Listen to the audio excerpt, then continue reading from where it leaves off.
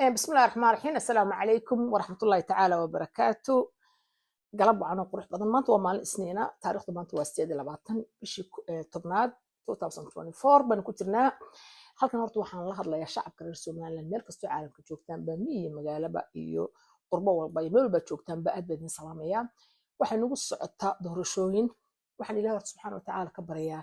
inuu Ilaahay subxaanahu wa ta'aala si qurux badan oo xor oo xalaal Ilaahay doorashooyinka Soomaaliland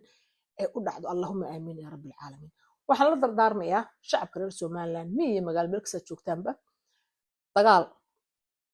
yacay ya calan la gubo iyo cunfi la sameeyo hala iska ilaaliyo waa dardaaranka ugu horeeya waxaan waa kursina lama gelaysid god darajana ku sameyn maayo cuqubada ka badan ee lagu nool qofka haya cuqubada ku jira ka badan ee walbahaar ku jiro taageerayaasha saddexda xisbi qaran u ololeynaya nidaamka doorashada barta afkaaga wax wanaagsan mooyaane wuxuu ka soo bixin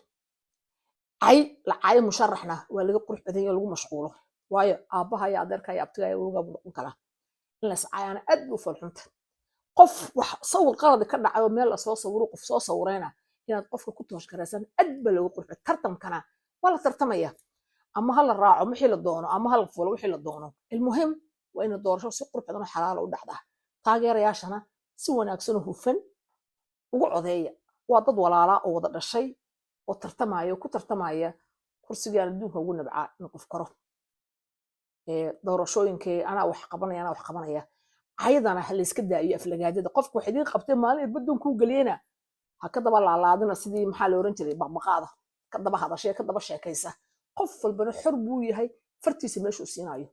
qof walba fartiisa iyo qalinkiisa iyo codku bixinayo xor buu yahay meel buu siinayo qofna qof uma aha adoon qofna qof uma aha in maxay tooy masjuun kullu واحد حر اي حد يعطي صوته هو حر فيه everyone is free there is no one qof toosh tirana qof kornay ana ku haysanay ana ku dhalay ana fatuusha qof walba xor buu yahay fartiisa laakiin caalamkayna daawano diirada nagu haya iyo intiida nabcayd marka si qurux badan oo wanaagsan baan Ilaahay subxaanahu wa ta'aala ka barya Allahumma aamin ya rabbil caalamiin anigu amaalkaysa aadna wadin jecelahay aadna waxaan u daneeyaa in wadankii aan ka soo jeeday ama aan xumurteedu ku aasnayd dagaalna ka dhicin dhibaatana ka dhicin qaxna ka dhicin wax fiican la sameeyo adduunkuna waa laba cisho maalinaada la maalin khair kaali kul adduunku waa laga tagay cidna ku waarmayso cid ku waar lahayd nabigeena subhanahu alayhi salaatu wasalaam ashraf alqulqillah ba hayy nurziqahu allah marka nidaamka hal adkeeyo